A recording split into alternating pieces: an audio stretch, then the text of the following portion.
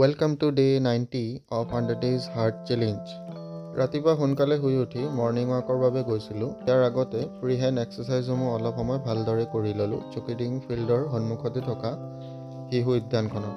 ইয়াৰ পিছতে অলপ সময় খোজকাঢ়ি ল'লোঁ চুকিডিং ফিল্ডত আৰু অলপ সময় ৰানিং কৰি ল'লোঁ। ইয়াৰ পিছতে শ্ৰীমতীক বাছত উঠাবলৈ গৈছিলোঁ বাণীপুৰ তিনিআলিত। ইয়াৰ পিছত ঘৰলৈ আহি গা পা ধুই ভগৱানক সেৱা জনাইছিলোঁ আৰু মৰ্ণিং ব্ৰেকফাষ্ট গ্ৰহণ কৰি বিদ্যালয়ৰ বাবে যাত্ৰা আৰম্ভ কৰিছিলোঁ। এয়া বিদ্যালয়ত ছাত্ৰ ছাত্ৰীসকলে মধ্যাহ্ন ভোজনৰ পিছত খেলি আছে। ময়ো মধ্যাহ্ন ভোজন গ্ৰহণ কৰিলোঁ। বিদ্যালয়ৰ পৰা উভতি আহি মঙলবাৰ বুলি হনুমান মন্দিৰলৈ গৈছিলোঁ।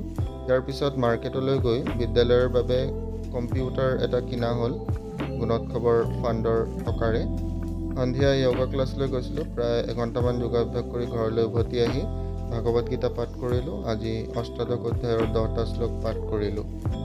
এয়া হৈ গ'ল আজিৰ ৰাতিৰ আহাৰ আৰু এয়া হ'ল আজিৰ চেলফি। ধন্যবাদ।